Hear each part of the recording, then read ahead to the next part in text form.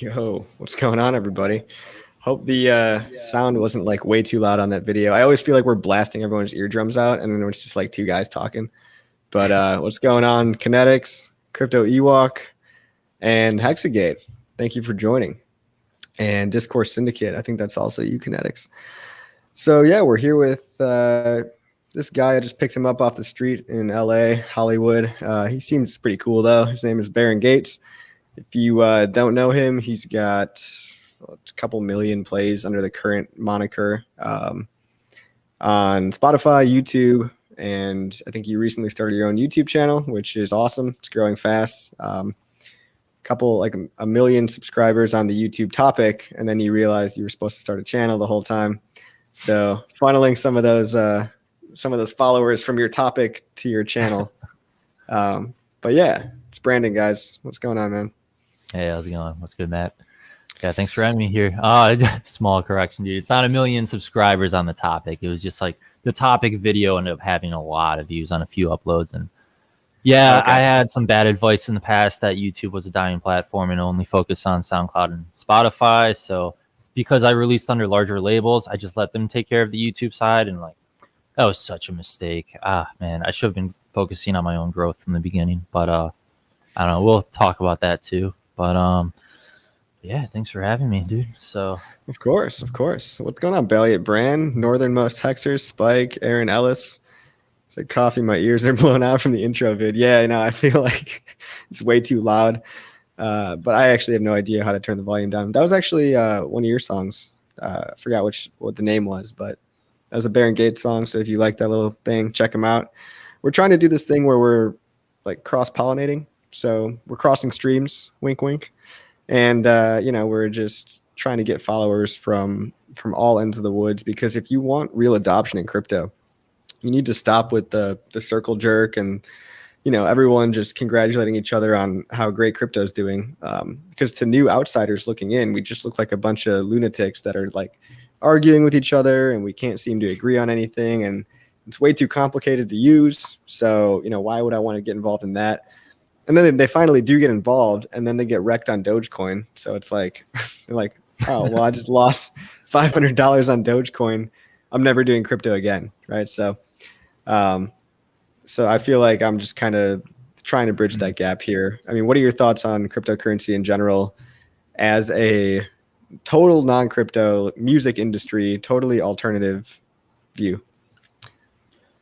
I mean, well, most of my perspective kind of comes from you, so it's a little biased, but I haven't looked too heavily into it on my own. I mean, it does sound like the only possible or the only decent solution that doesn't sound like it's going to get fucked over by too many corrupt people. Like I see that side that looks really beautiful. Hopefully, those that control the media don't fuck it over too heavily in the future. But seeing the amazing work that you've been doing with getting out there, your videos, I mean, are fucking incredible at describing how well, I mean, anyone can walk in and kind of understand it. And you're not, there doesn't seem anything sketchy about what you guys are doing at all. Like there's just such beautiful, very transparent information, which I feel like that's hard to find in a lot of things. And that's, I mean, especially on my end, there's no transparency in the music industry in a lot of regards. And it's nice and very refreshing to see what you guys are doing. You just want to help people. You're explaining how everyone benefits from it. That in itself is, I don't know, it's powerful. And I feel like you'll keep growing just through that, as long as, like you say, you just keep sharing that info with more people, which can be tough, but. Yeah, well, like you got lucky that you stumbled into, you got lucky that I'm such a crypto genius, but no, I'm just kidding. Like you stumbled into the right thing. Because there's a lot of bullshit out there, and you could have walked into one of these many, scams that's out there, or one of these many people trying to take your money with overnight get rich quick schemes. And that's not what we're promising in Hex or in Ethereum or in Bitcoin. It's really a get rich slow scheme. Like you're going to get rich. You just need to wait years, not like days and weeks. And a lot of people come in thinking they're going to be a trader and thinking they're going to get, some kind of 6-figure income overnight. And it just doesn't work like that. And so, they'll try to make a trade and lose money. And in Hex, we're out here teaching people not to trade and the only people that ever actually make money in crypto are the people that just buy and hold. So if you bought Bitcoin at a penny in 2010, if you bought $1 of Bitcoin and you held it 12 years, And if you had the balls to hold it 12 years, because that shit, I probably couldn't have done that. I probably would have gotten shaken out because it goes up and down so crazy. But you would have had $3 or $4 million for that $1 if you put in $1 back then. Yeah, right. Wow. So it's like, where else are you going to get those kind of returns? Pretty much nowhere. But Hex is a cryptocurrency that's built to make holding it more attractive, and it's by holding it, you're generating interest. And so I know your wife pretty much knows all about it. So I actually got Brandon's wife into it before him, but he just downloaded Staker app, so we're getting him set up there. And, check it out. So what are your thoughts on that, dude? On the app itself, or what are you referring to? Yeah, let's get your thoughts on, like, you just set up the app. What did you think about it? Did it look good? What did you not like about it? That kind of thing. It looked really nice. It looks pretty intuitive. I think we got held off. You said I set up the address, and I think it said that I have to wait for approval or something like that. So we have to kind of wait. So before diving more into it, so far up front, like, looks pretty nice. Looks very professional. I like that they have the whole, what was it, the 24-word like security measure, just to, I don't know. I'm someone that kind of uses the same password for a little too many things, so that probably helps a lot too. Yeah, dude. But yeah, seems like a really cool idea. Love what you guys are doing with that. It's crazy. You Yeah. guys got 20,000 already. That's incredible. When did you guys launch it? Oh yeah, I mean, so it's been launched for a while, maybe 6 months now. But I mean, the recent update that was launched was the big one. That was it basically took the app and made it more mainstream friendly. So now, hypothetically, with only one app, you can do everything you need to with crypto. So you can convert your dollars into crypto, and then you can convert that crypto into Hex, and then you can convert that Hex into, well, you can stake that Hex and start making, up to 40% interest a year, paid in Hex. But that's the whole goal of what we're trying to do. We're just trying to get people to buy a good, solid crypto that's foundationally not going to get hacked and secure, audited, and all that. And we're trying to get them to just hold it. And what it actually does is it teaches people better behavior patterns, because you're not like refreshing the screen 99 times a day. Well, maybe some of us are, but like, I mean, you're not sitting there and trying to trade and hoping that it goes your way, and letting your emotions get the best of you. You're just like, no, I staked it for 5 years. I'm just going to wait till, my birthday in 5 years. And that's when my stake comes out. And people make a bunch of different stakes. Marlena told you about staking, or? No, I understand that part. Yeah. See, you could pick and choose like whenever you want it to come out. I do it on my birthdays and like Christmas and New Year's, because it'll just make those days that much more fun for me in the future. It's like giving yourself a gift like every year. So, I've got one coming out this year on my birthday. I'm not telling you guys when, because you motherfuckers are going to hack me out there. So, but yeah, it's going to be nice. It's like, it's a good thing. It's wholesome. It's not like, these shady, sketchy practices. Everything is transparent. Like, we're pretty honest about where the volume and liquidity comes from.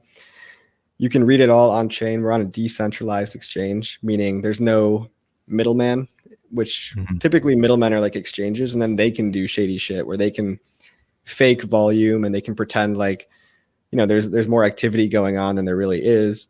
And so with a decentralized exchange, you can't hide anything. So it's all, we're trying to, we're just trying to move above like the powers that be, because there is a lot of centralization and like middlemen kind of creeping back into crypto.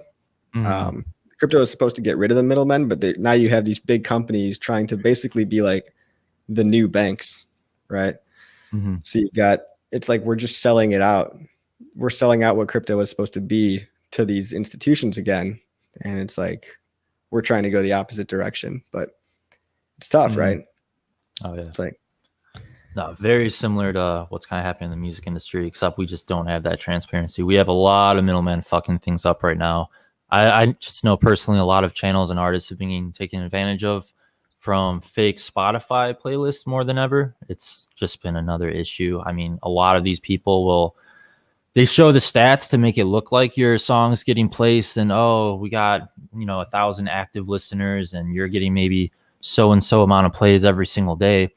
But Hmm. the unfortunate part is Spotify removed the analytics recently where you could at least go to the playlist and see, all right, so out of 1,000 streams, you can see how many were actual like streamers. So like for instance, if it's like 1,000 to 1,000, that's a really sketchy bot ratio. Like, I mean, if you showed a song to 1,000 people, you're saying no one's going to listen twice. That's really fucked up and weird. Oh, But I see. so you could, yeah, in the past it'd be a huge difference where a very well targeted playlist towards your genre, like I mean, if they like your song, you should see a ratio of like 5 to 1 or even 8 to 1 if it's a high quality profile, or I'm sorry, playlist.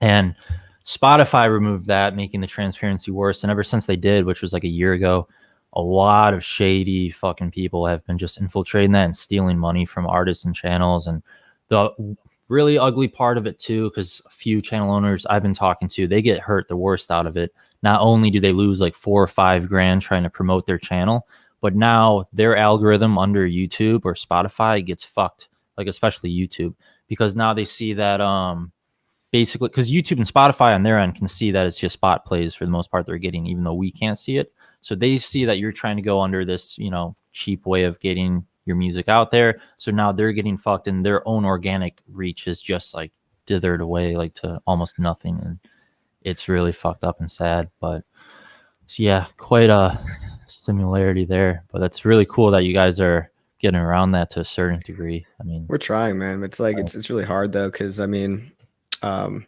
I've tried to pay for, like, I'll tell you like a story. Like, you got to do it the organic way, because otherwise, I think the algorithms are going to catch up with these people, right? It's just that these people are trying to front run the algorithms before they realize, you know, that there's it's actually fake, you know, bots just spamming the plays. And I tried to do this in my very, very early days, and I regret it like hugely. But back when I used to sell coffee, like on an e-commerce store, I was trying to grow my Instagram account, and I was just like, well, how do I grow it? And I saw this service online. It was like pay $30 for 1,000 subscribers. I was like, oh, it doesn't seem so bad. I'll just pay for $30 and I'll have a nice little base of subscribers, and then that's it. And then I'll do organic from there. And I do it, and there's all these fucking people. I wake up the next morning, a bunch of like Southeast Asian and like Indian accounts that like had zero followers, and you could tell they were just, it was from a bot farm overnight. And I was like, fuck, I don't want like this quality of people following me that aren't even real people. Not to say like, you know what I mean? It's just, I don't want fake people following me. I want real people, because then all of a sudden your engagement rate goes way down, because then you know, the amount of people engaging with your post is usually about 1%. But this was cutting it down to like, if I only have 10 followers, 10 real followers and 1,000 fake ones, then it's like 0.1%, right? Engagement. So I had to delete them all manually. And finally, I spent all day. I deleted like 900 like fake Indian dudes. And I wake up in the morning again the next morning, and they're all back. And I'm like, fuck. Because the service offered like this guarantee that you'll be happy no matter what. So, and I'm like, and I messaged them, and I'm like, you guys, can you please stop the guys from following me? I don't want the service anymore. And they're like, we're just making sure you're happy with your service, sir. We're it's like, you gotta pay again to stop it. Yeah, right. That's how they bait you. Gotta pay double to stop now. I think I literally said, I was like, I will pay you to stop it. And they were like, oh, okay, so you don't want this. Okay. And then they stopped it, but it took me like a week of manually deleting them. And you know, just do things the right way, guys. I think, yeah, it's easy to focus on all the bullshit going on out there, but just do things the right way, and it'll. I mean, I'd much rather have 100 hardcore fans than like 10,000 bots following me. And like, I don't know. At the end of the day, too, if you have it, you know, if you don't have a well-refined, beneficial product, I mean, you can market the fuck out of it, but at the end of the day, like, you're gonna have to always market the fuck out of it to continue that going. Like, you don't. I don't know, when you rely on the quality and just really trying to improve yourself and grow and get farther, like, you're going to work it out no matter what. It'll come to you. Like, there's just so much illusion on that. And it's really annoying to see people that don't have a product seem to be very successful with it. And there's just so much illusion everywhere. That's what fucks the music industry up a lot too. Like, well, music has these things where they come in like prepackaged. For people that don't know, people like, there's other producers out there, and Brandon's an electronic music producer, by the way, where people will just sell their presets. so you can sound exactly like them if you just pay, you know, $50 a month to subscribe to their, you know, preset package. And then all of a sudden somebody does that, and then everyone starts sounding like everybody else, and the whole genre is just, you know, washed up and watered down. And you know, you're all about focusing on, you know, the quality. And you know, I look at your videos and you got people saying like, oh my god, another Baron Gates remix, I can't, you know, can't wait for that stuff. And it's just like, I don't think you'd have those kind of people that are clearly like diehard fans if you weren't putting time into making it unique and different. No, it's definitely cool to see. And one of the biggest holdbacks for me too was for way too long in my career, I always set milestones for myself that were based on analytics, such as like, oh, I need to pull like 5 million streams now or 10 million. And then immediately I'm like, well, how can I do that? Well, I have to get on this label or that label. That fucked me more than anything, because for most of these labels, a lot of these guys just want the same brand image over and over. So they want the same style of music. They don't take risks on new styles that often. Not all of them. Yeah. There's a few that are really great, but it's tough to find. And the ones with a lot of power and pull, they're the ones that really hone in on a narrow genre and style. They're the ones that will look at a song from 3 years ago that hit 100 million and go, oh, we need more songs that sound exactly like this so we can get those numbers again. So what happens is they start denying all of your creative, unique tracks, which, you know, fucks you up, because, you know, when you think you created the next craziest song that of your career, and you have like 5 labels all reject you and not even say like, especially when they step in and tell you why they think it's not good, and the advice tends to be kind of jaded coming from them. But yeah, I don't know. It's, you start slowly focusing on the wrong elements, and you're more likely to just blend in with everyone else when you're caring about labels. And that was some of the best advice I got, luckily, like a year and a half ago. A couple larger artists, one by Wales and another guy, Whit Lowry. They were telling me just stay the fuck away. I mean, it's not a big issue to still release with them, but stop giving labels your best music. Focus on your own, grow your own power. I don't know. That's where you get everything in the future, because I see a lot of artists right now that have huge plays and streams and pulls, but it's only through labels. And if they want to do anything on their own, they're screwed. So at this point, they're stuck signing with labels who, a lot of them have god awful terms. And well, in crypto, we call that like basically people are sucking middleman dick, and that's what you got to stop doing. Like, we got a lot of that going on in crypto too, because people think that the way to make a good cryptocurrency is to do the same shit that everyone else is doing and just go with the flow. Get your cryptocurrency listed on a big centralized exchange, you know, and maybe bribe them and pay them a price behind the scenes. Then go bribe a bunch of influencers, and it doesn't even have to work. Your cryptocurrency could just be a promise that, hey, I'm going to go do this crazy thing in the future. It doesn't even have to exist. It could be total vapor, or it could be unaudited and full of bugs. But they think if you just get the right people talking about it and put it on all the crypto news sites, which are, again, just circle jerks, like all these crypto news sites, you're not reading crypto newspapers. Like, come on, you're not reading CoinDesk or Cointelegraph. Like, nobody cares. So people are kind of paying for all this PR. And I think they're actually, it's going to inevitably self-destruct them, because while they might look great in a bull market, if they're not foundationally sound, it's all going to come down, and they're going to end up having wasted all of their marketing money and all their ICO money that they raised on silly things that were short-term and fleeting. And they might have gotten, you know, because a lot of what people do too is like fake partnerships, like, oh, we're partnering with Google, we're partnering with Amazon.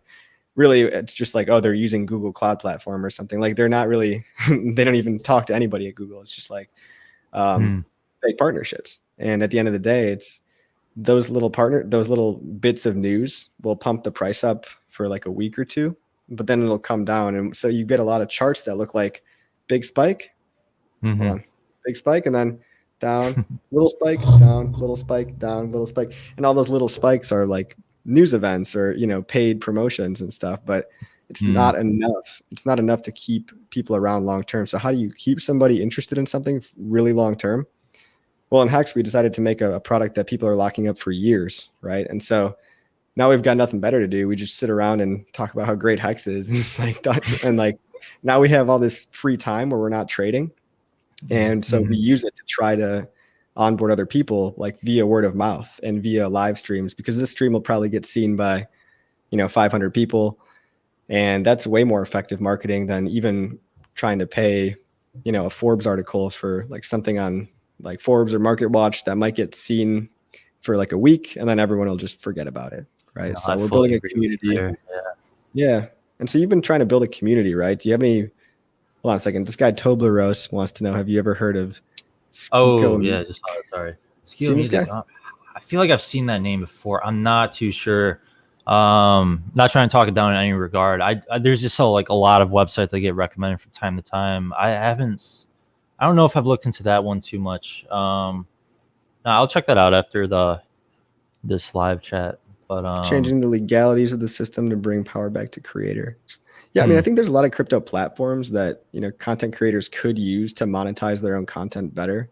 Like if you start releasing your videos on decentralized platforms like Library, a lot of them haven't really taken off yet, but it doesn't hurt to just put your shit on there just in case one of them yeah, to be does. ahead But of the wave, maybe. yeah, but the problem is it's like there's so many competitors that you don't know which one is going to end up winning in 5 years. So it's like, Yeah, yeah, the early adopters are going to do great, but everyone's Mm. kind of trying to be the next YouTube, the next decentralized, you know, Facebook or whatever. And it's, you know, who knows? I don't have enough time in the day to really research like which one is going to win. Yeah, I But mean, I go through like when I release independently, I upload my music to a distributor like DistroKid. So and they'll get it into like 35 plus like music stores and different websites and everything. I don't know, Skio may be on that list. I'm not too sure about their size or what they do exactly. But the nice part is right now, like the reason I don't keep pushing for new ones too much is Spotify is luckily helping artists a very heavily amount. Like right now, like their own algorithmic playlists push artists very well, which has been helping a lot. So if they see that your song gets an average listen rate of like 3 or 4 or higher or something like that, they'll continue to keep pushing it farther and farther and like Discover Weekly and all those playlists like that and actually recommend it to other people. So I've been seeing quite a lot of growth from that.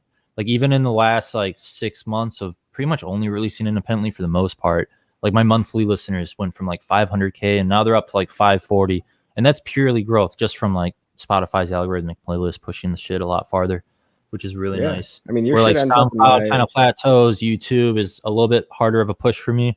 I mean, I'm still at lower numbers, so I don't think the platforms step in quite as much at this level. I'm not fully aware, but Spotify is at least helping a lot on that end. But I'll definitely look into that Skio music. Sounds cool.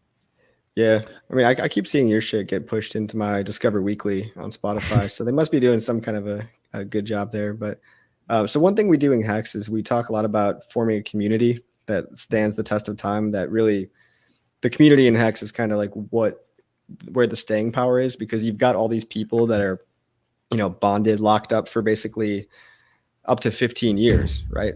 So you know these people are gonna like, they're gonna be around, they're gonna be incentivized to see their product do well.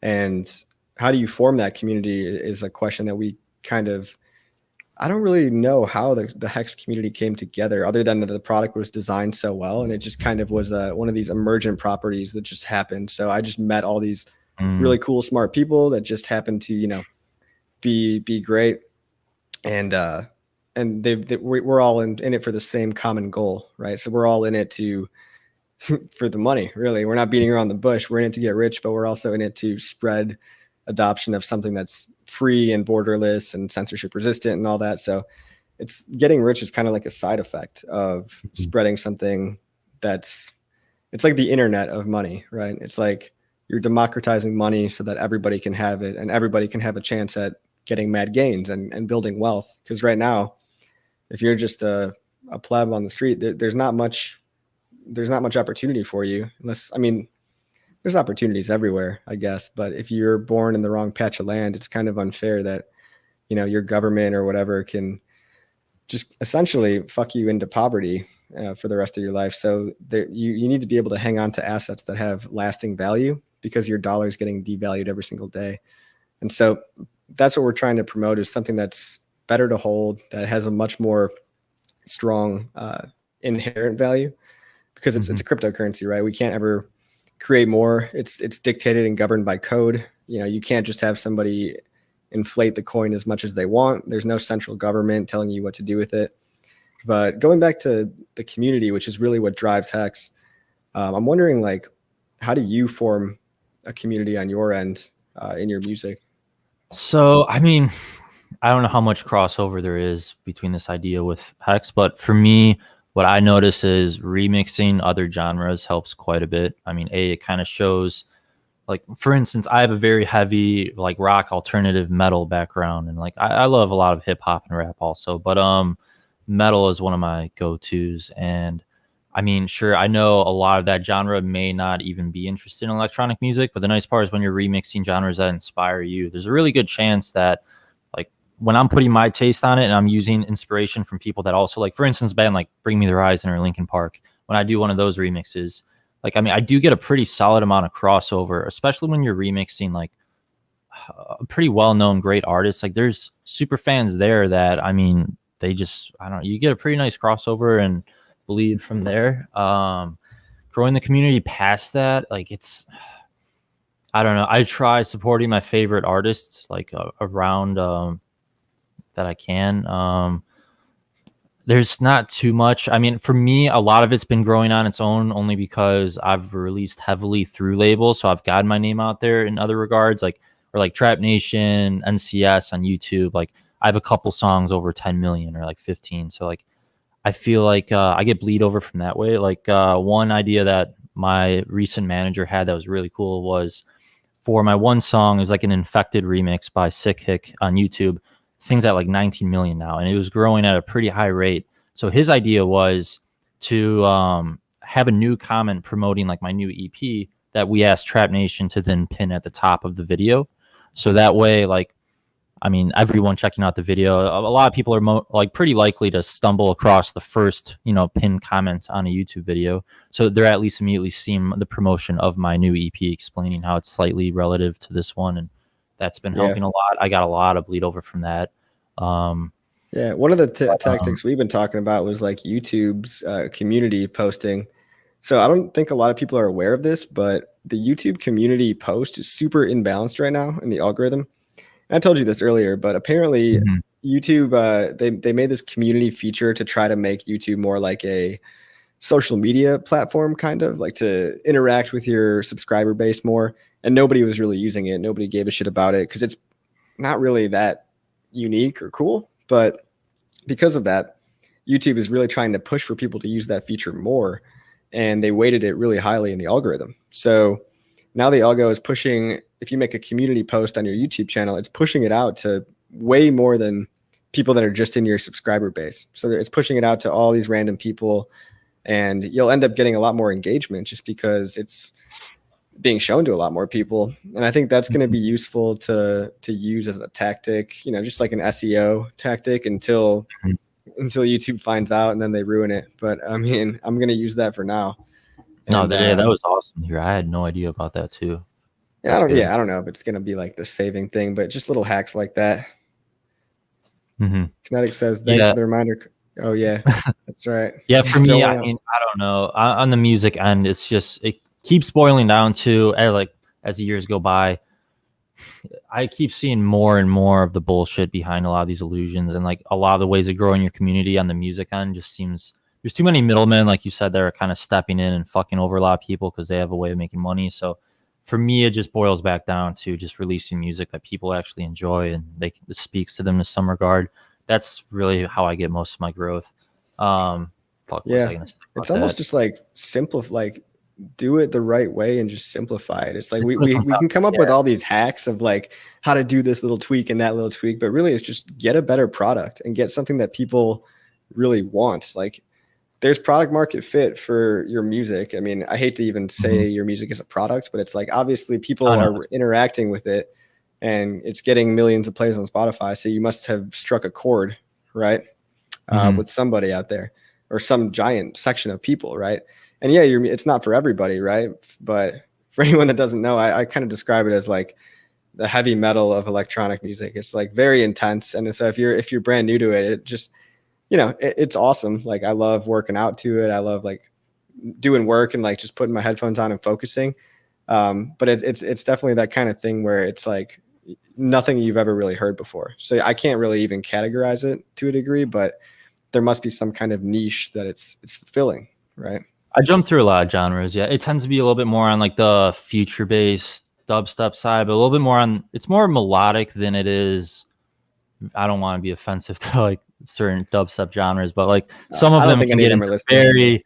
Well, I just don't want to put them down, but like some dubstep genres, like rhythm, for instance, can get a little insane with the sounds they have, and a lot of it's more focused around unheard of sounds. So a lot of them will be very harsh screeches and like very crazy shit like that.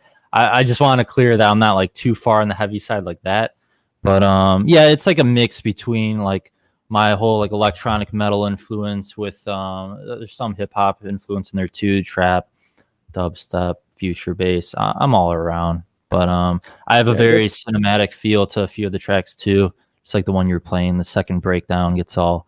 It sounds like a fucking orchestra is playing. It gets all violent. Like Many of my songs, it's like the drops sound like they could be played at festivals and clubs and stuff, but then the breakdowns just sound like slightly sad, emotional shit that like you're never gonna hear in a club, which is how I've always felt like I was shooting myself in the foot for a while, because for so many years, like I feel like I'm doing something more unique, but I could never get support from larger artists because they're like, where the fuck are we gonna play this out?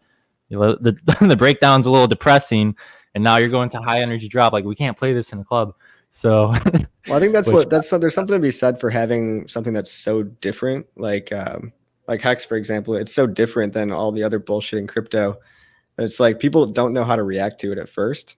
But I think it's really just a time game, right? It's like if you can outlast all of this short term, fads and all this like stuff that's transient that's going to come and go. I think that's going to be the stuff that wins in the long term. It's like, Amazon.com sold books and then they got wrecked, and then they became all of the internet sales in the entire market, right? Because they just didn't stop and they just tried to keep making their product better.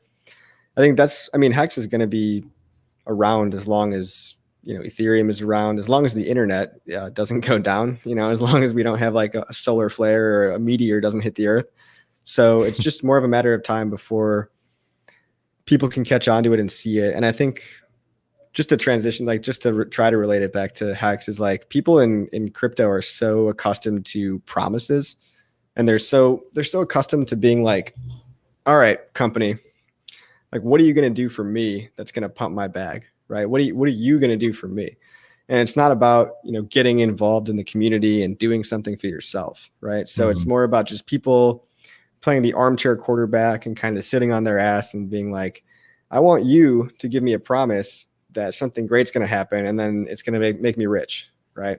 So it's just become a lot of these like, and that's why you get this emerging trader mentality of people that are just like, oh, if I could just get in this one coin and flip it and then sell it on everyone's head when it gets, when it goes up by 10x, I can get out and then fuck everyone else. I don't really care about what the coin does, right? I just care about making a quick gain, and it's all speculation. But I think we've got something where like, people actually want to make interest. People want a savings account that doesn't lose money to inflation. So this would be great for any artist too that's trying to, put their money in a good place that's not getting destroyed, essentially. I mean, crypto kind of is perfect for artists because it is so, it's basically just like underground and not really abiding by the system. So I know quite a few have jumped into crypto because honestly, you don't make a lot of money from music streams. Like most labels take every dollar from you. But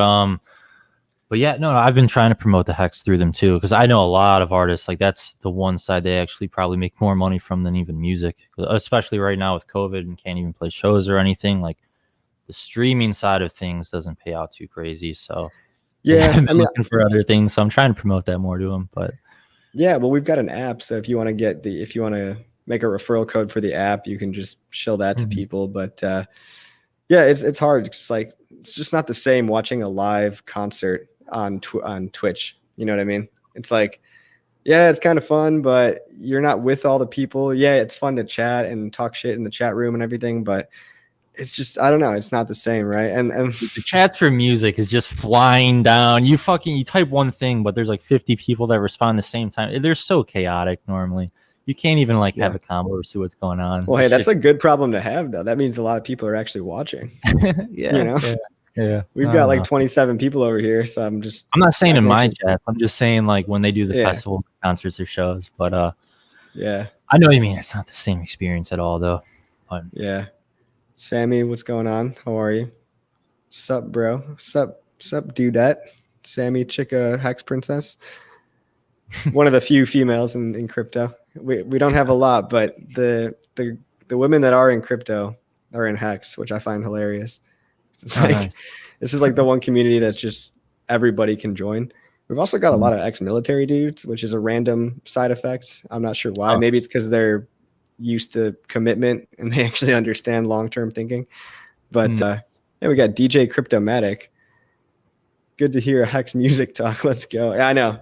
I'm out here trying to overlap two things that really I think the one main thing that we have in common with music is just all the centralized bullshit. Like you know, you've been on labels, right? And they try to take all your money basically. They try to basically say, "Hey, we'll get you all these plays and we'll make you popular.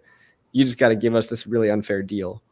Yeah, Right? I mean, for electronic music specifically, a lot of the labels are really just glorified YouTube channels. Like there are kids that start YouTube channels at a young age. It got very large when YouTube was blowing up, and they're really there for promotion. And like when you sign with them, they don't really promise or do much past it.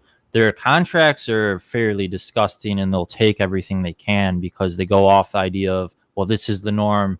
If you don't want to go with us, fuck you, because we release a song a day. So you're just like a little fish in a huge sea to us, which is why a lot of those, channels have kind of been on the downfall for a while because they've been so focused on quantity that no one wants to keep checking out a channel where one of 20 songs you post is good. Like you're gonna fail pretty quickly. Like, I mean, it's cool you can get a good one here and there, but like, I don't know, they've been crashing and burning a lot of them, and they point the finger at YouTube's algorithms, but like I'm sure that doesn't help. But at the same time, It's there the have quality, some man. channels that like, I'm sorry. It's they're dying on their own merit, and so it's like the Yeah, metaphor yeah. the metaphor of a music label is kind of like a cryptocurrency exchange where you can bribe your way into it and you can get listed on an exchange, right? But Mhm. people are only going to buy and sell your coin because they see a ticker symbol and they don't really care what it does. They're just trying to trade it by looking at chart patterns and Mhm. trying to say, oh man, there's this combination of candles and it's making this random little shape. So maybe that means it's good. But people have drifted away from actually learning about what has lasting value and lasting power. And there are good things in crypto besides just Hex. I'm not trying to shit talk everything, but it's maybe Mhm. like 5%, if I'm being generous, of all projects and products in crypto are actually things that you want to invest in. A lot of it is just hype and noise. Mhm. And I think it's going to be great. So if you were to get in Hex like right now, for example, I think, or in crypto in general, in Ethereum, it's going to be a great year or two for everybody because everything is going to go up. There's a bull market happening again, but then everything is going to crash pretty hard again. And I think what differentiates the good from the bad is like in those hard times, who's able to actually stick around. And so, Mhm. the people that come out on top after the bear market, I think, are actually going to be the lasting cryptocurrencies. And I think that's going to be Hex. I think it's going to be Ethereum. I don't think Bitcoin's going anywhere. I got nothing against Bitcoin. It's like old news kind of. Bitcoin's kind of boring to me at this point. Mhm. But it's still good. It's still probably a good investment. Kinetic says, give the illusion that there are thousands watching right now. Yeah, man. Of course there are. Of course there are.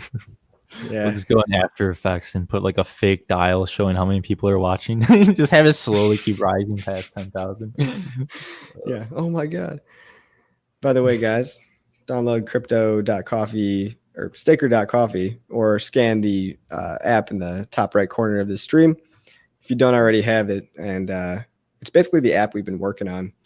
And I was kind of bummed because I wanted to send you some hacks and get you started, but apparently it's going to take a while for the smart wallet to go through. The That's reason that weird. that's happening is because it costs money. And I told you this earlier, it costs money to start those wallets. And it's not like fully monetized yet. Like a lot of us, we've already got our wallets, and so we're not doing anything. We're not transacting a lot of activity on the Hex network. But in order for the app to make money, we need people to be transacting and staking and buying coins and all this. So a lot of us are just the OGs that have the app, and we're out here trying to give it to new people. So anybody that's a Baron Gates fan in the chat, I don't see a whole lot of them, but we got DJ Cryptomatic.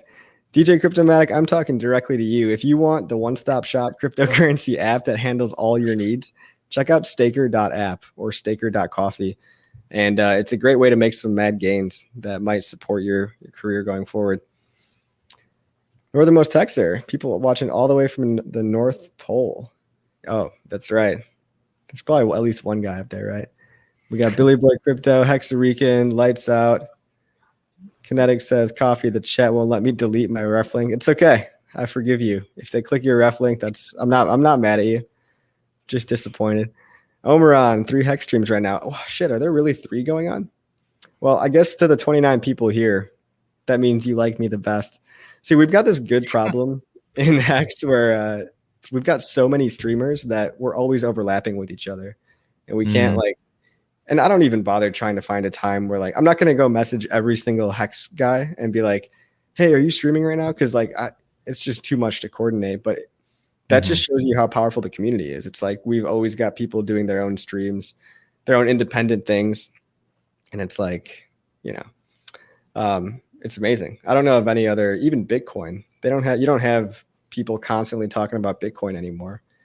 Right now, the cool, trendy thing to do in crypto is to shill whatever altcoin of the week you want to shill and try to pump it and then move on to the next thing.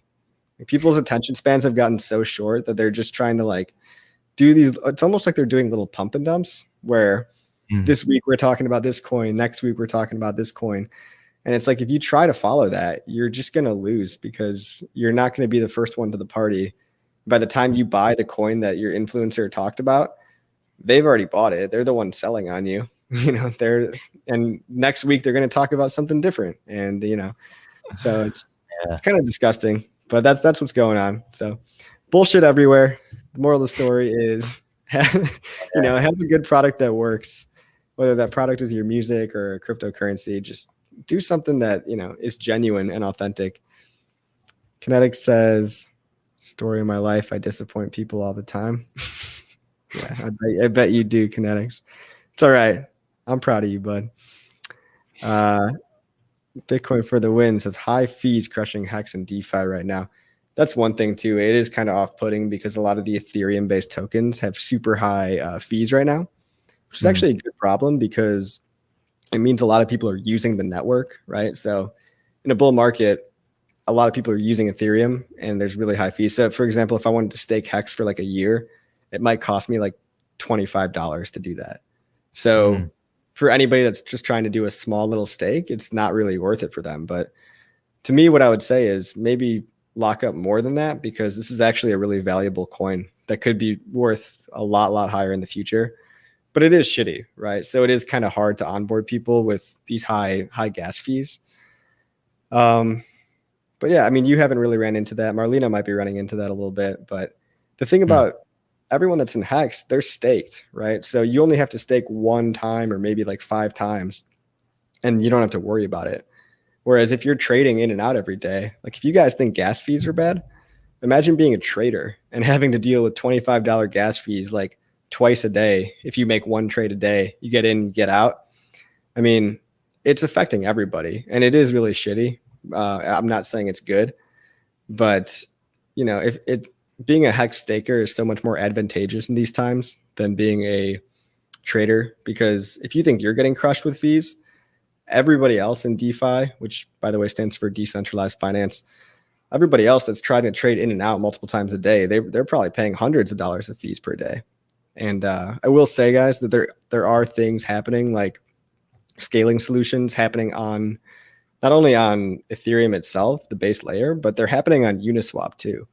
So Uniswap is the main place that everyone trades nowadays, if you didn't know. And it's basically, it costs a lot to trade there because of these gas fees, but they're about to implement Uniswap v3, which might have some kind of a layer 2 solution on top of it, which would literally take fees from like $25 down to a penny. So I'm really excited for that. Unfortunately, I think we have to wait maybe 6 months. I don't think it's going to come till Q3 of this year. So, you know, as a new person, you know, Brandon, I'm sure you're just like, what the fuck? Why would I want to do that, right? Why would I want to why would I want to trade something if it's going to cost me $25, right? Yeah, it's a little rough. Yeah. But it's like, the thing is, it's like, if you see the value of it in the future, if you see the potential for Hex to do a 100x in price plus earn you 40% interest, like, you're not going to care about spending the money now if you're making like 100 times that in the future. I mean, yeah, I'll drop $30 on like delivery food, so that feels like a fucking waste just because I want to go to Taco Bell. So yeah, it's not the worst at the end of the day, but You heard it here, I guys. can see how it's annoying. I can see how it pulls people away a little bit, but yeah, but I mean, if you got to sacrifice like Taco Bell, like, it's pretty rough, man. Tough. Yeah, I don't know. Yeah, all these people complaining, just yeah, cook your food at home. Don't get a Crunchwrap Supreme. Just chill. You'll be okay. I mean, yeah, we sound so like elitist talking about, oh, you shouldn't care about $30 fees. But at the same time, it's like, if you live in a first world country, maybe you don't, and I'm sorry, but if you do, you can work at a job for a day and save that money to make that transaction. And I honestly, I think you're better off making that transaction in something like Hex, where you only have to do it once and it's one and done, rather than, try to go trade some other cryptocurrency where you're getting in and out, in and out. I mean, you'd be getting destroyed by fees if you were trying to trade actively. So yeah, it's not ideal, but just being in Hex kind of mitigates it in general, whereas you're only doing a couple stakes, not daily stuff. Cryptomatic says, setting up a ladder right now is hard with these fees. Yeah, it is hard. There's a feature in staker.app where you can actually ladder all in one transaction. So it batches your ladder together. Cryptomatic, if you get this app, you can say, I want to make a ladder. It's like a staking ladder. It just means a whole bunch of separate stakes. You could say, I want 5 stakes coming out incrementally every year from now and till the next 5 years. And instead of having to pay 5 separate times, staker.app lets you pay one time, right? Or staker.coffee if you use my referral link. But yeah, one-time payment probably saves you a couple $100. So not too bad, right? The sacrifice is worth it. That's right. We all think the sacrifice is worth it. It's just that a lot of people don't have this long-term vision. That's a question I got for you. Let's go back to music. How do you keep the long-term vision of anything in mind? Like, how do you give yourself incremental rewards along the way? And how do you tell yourself that you're doing okay, when the goal that you have is such a long-term goal? The only thing that really keeps me going a lot is just because, like, the two sides. One, I'm addicted to learning more about music, and I just every single day I love watching tutorials, and I'm just so involved on that end. So it's quite a joy just from there. The other side is the feeling you get when you write a new song that you're really psyched about. That's really what you have to kind of ride with. That has to be what you chase and what you go for, because if you're only defining your happiness and success off of like a new metric you reached, that's where it starts to get a little toxic, and you might play some mind games with yourself. I mean, which I've done to no end and still have to fight myself on. But yeah, the more you try to chase just a simple feeling of enjoying what you're creating and the actual product you're putting out, and like if it means something so much to you, like that's where you should really be getting a lot of the benefits from. And I don't know, that's really what keeps me going. But it's like the act of creation itself should be the driver, right? Yeah, it does. You get tempted the other way a lot. Like, I mean, still one of my faults is like, checking my stats on like Spotify every single day to see how well certain songs are doing. Like something like that, I have no reason to do. Like it really shouldn't matter, because even if I see, oh shit, one song is doing much better than I expected, if I now move forward and allow that to bleed into my writing and go, oh, now I should start writing more songs because of that genre is doing good or whatever, like you're already fucking up. You're already not chasing like the actual passion that went into creating the song in the first place. When you try to replicate something, it just doesn't come out the same. So I don't know, when I have tried applying that, it's just like a crash and burn method. And then you're not as happy with whatever you create at the end of the day. You have weird standards in your head of what you need to do. And yeah, one thing in terms of making content and making YouTube videos, every time I try to script a video and try to over plan it and like overthink it, basically, it always is like one of my worst videos that I'm never happy with. And usually it doesn't even get that many views, right? So the videos that I've had that were just off the cuff, that were just for fun, or like the live streams that I do, those usually end up being the most popular. And why that is, I don't know, but I guess it's hard not to overthink something. But just doing it for the sake of having fun with it, I think that catches on, right? It's a contagious thing. So people come into Hex and they're like, who the hell are all these people? Why are they so happy about this coin? And really, it's just because we're talking to each other. We're just making new friends. We're out here trying to live stream with interesting people, and it's just more enjoyable. Like, I'd rather talk to you for an hour than just try to like, meticulously come up with the perfect SEO solution of what people are searching for and try to do that. This just feels easier, and I think other people are going to enjoy it. I hope they do. So yeah, there's something to be said there. For sure. But yeah, that just, I don't know. Things go back and forth with me a lot there. Cause like even on, cause like the writing music side, fuck it. It's because I've been doing this for, I think like 13, 14 years now. I've been a producer. So I've gone through quite the, journey with, from writer's block to trying to cut that fully. I've had periods where I felt like I had no writer's block for like 2-3 years straight, which was by far some of the best periods. This last 8 months have been a little bit of a hiccup. Yeah, it's COVID, I don't know, right? Having the realization recently that I was just getting way too caught up with metrics and seeing like, the actual numbers I'm hitting, like that was just fucking with me a little too hard. And yeah, it's almost like caring about like the price of the crypto every day. It's like checking the chart constantly like a rat. It's just, that doesn't really do you any good. It's like just, and it's so hard, right? Because we're out here trying to preach that. And, after the stream, I'm going to probably be checking my analytics and how many views did I get and all that shit. Yeah, it's hard not to. But yeah, I just think go out there, do what you enjoy doing. And it doesn't even have to overlap with Hex, right? Or it doesn't even have to be all about crypto. So that's what I'm trying to do with this channel too. I'm trying to interview people that have something to say just about anything, really, any topic, because there really is overlap in the cryptocurrency thing. Like what Hex is all about to me is financial freedom, right? So it's about like achieving total independence from any government or any institution. And to me, it's like, who wouldn't want that? Who wouldn't be interested in that, right? So that's got to overlap with pretty much anybody. That it's like, hey, do you like making money? do you like making money when you sleep overnight and you don't have to do anything at all? To me, that's the easiest pitch in the world.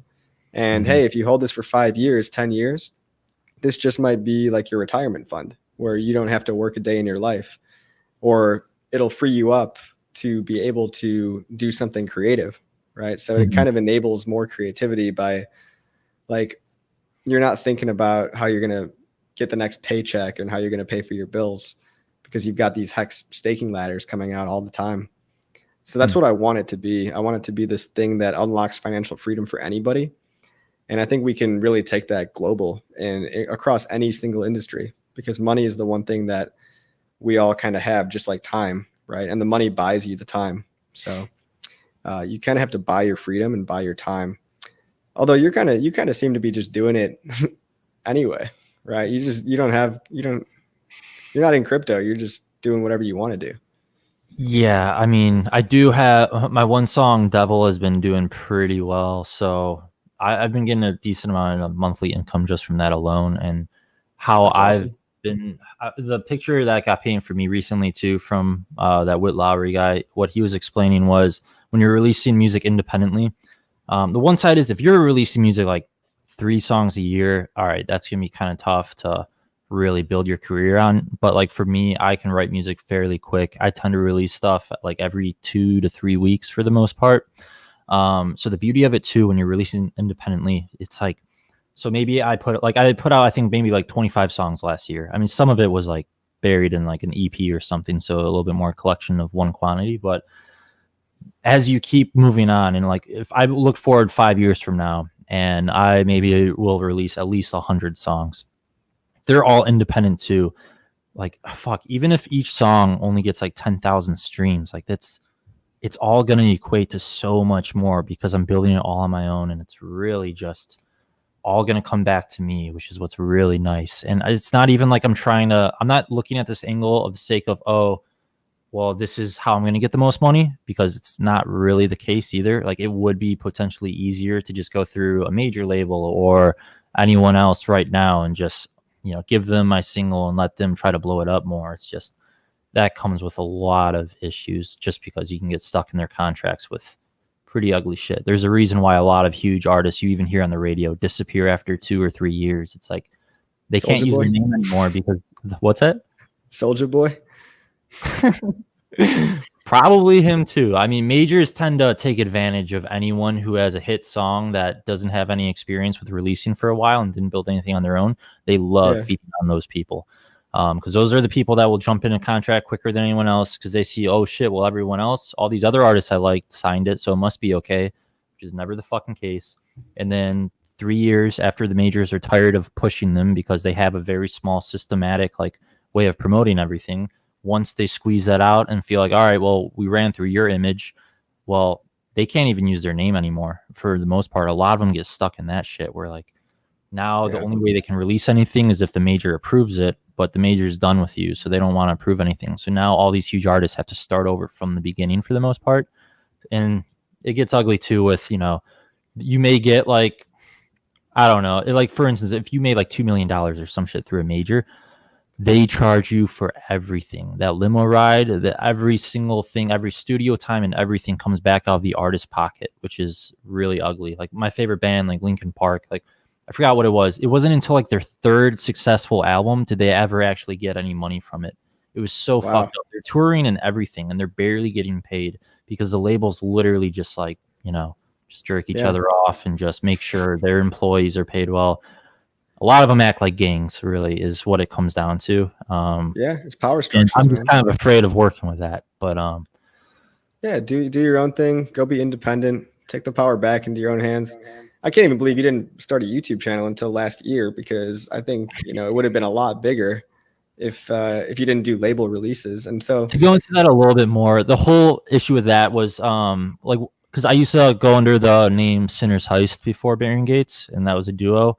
So we had some pretty poor advice at the time. I won't say who it was from, but basically when we got our first song on Trap Nation, who pulled us maybe a couple million streams, the whole idea at the time, because this is a few years back, in our minds, the illusion we had was, we had to make it look like every new release was doing really well. So we were scared shitless to have a song do 3 million streams, and then when we put one out on our own, and it only hits maybe 500 or 1,000, because that was our realistic pull at the time.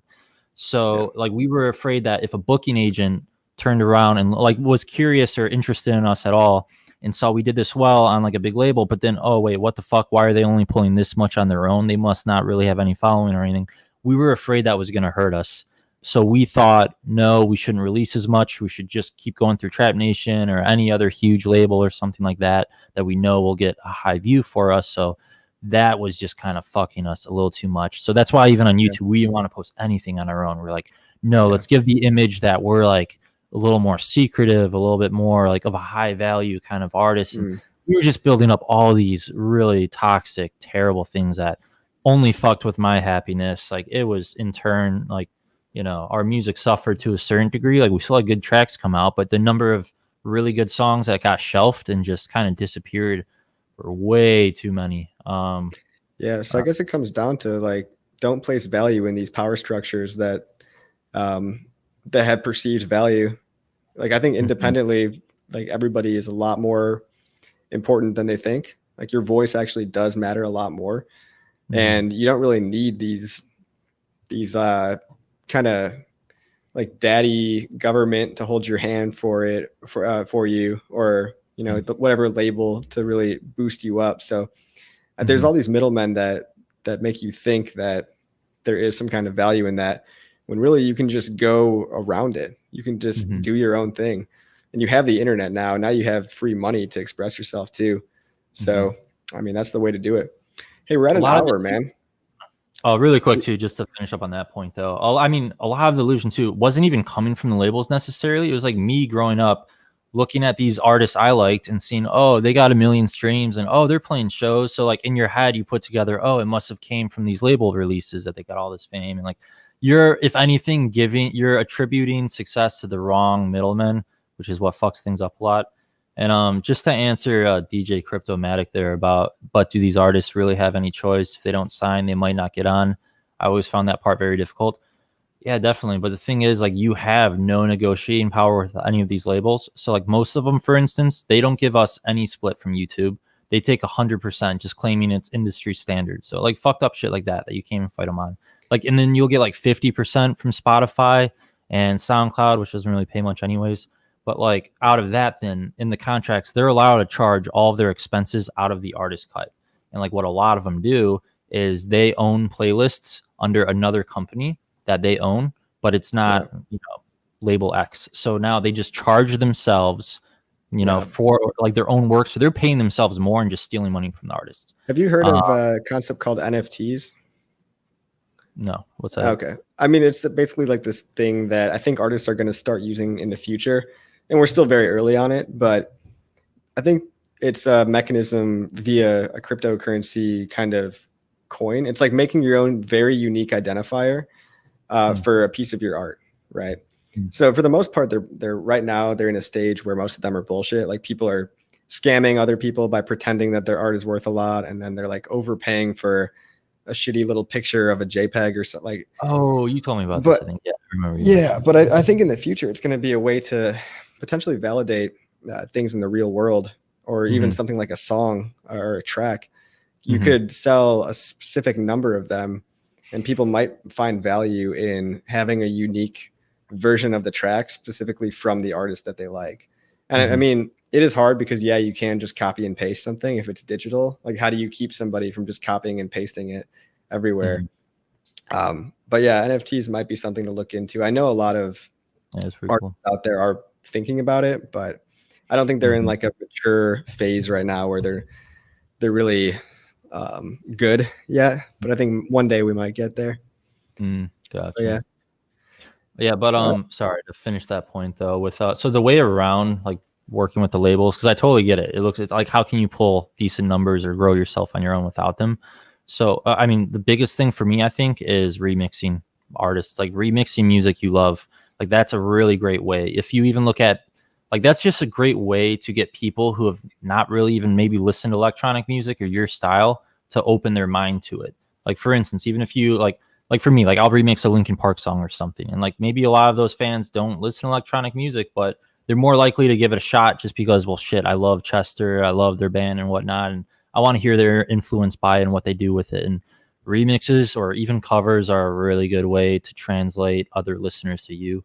A lot of rock bands have done that in the past too, to a different degree, where like a lot of them just did heavier rock, and then they would release like a random, like really soft ballad. And maybe that would be more of a radio mainstream pop thing. But like that is how they translated a lot of people from other genres to then give them a chance. People that would never check out their harder stuff. Oh shit, like I really like that pop song they did. That was really cool. Let me see more of their stuff, and immediately opens their mind. They're more likely to look into it. So my recommendation is that you just remix a lot of work. And then keep trying to collaborate with other people. Build the side of the industry that you want to see prosper. So which seems very relatable to Hex too. But that's dope, man. Yeah, build what you want to see. Like be the future you want to live in, and don't just play by the rules that already exist. That's what crypto's all about. That's what you just got to do in life, I think. Somebody says I was paid in crypto to perform shows. That's pretty badass. I would love to get paid in crypto to do a show. I don't know who's paying you in crypto, because I would be keeping that shit for myself. Like I wouldn't want to. I'd pay you in dollars and keep all my Bitcoin for myself. But good for you. I mean, I think that's a good note to end it on. Everybody just do your own thing. Don't listen to the power structures that be, because there's a lot of bullshit out there in crypto and music, in anything you try to do. People are going to try to tell you that you should be like this or you should be like that, or that Hex is a scam, for example. Just don't listen to them, man. If you know what's right and you know what's good, you're going to do just fine. It's just a long-term game, right? Long-term mindset. So thanks everyone for joining. I know there's probably 3 other people talking right now. So thanks for sticking it out. And I'll post this. I'll download it. You can post it on your channel. get all the EDM bros over here, and hopefully vice versa. And thanks for coming on, man. I appreciate it. All right, you beautiful Hexicans. Peace out.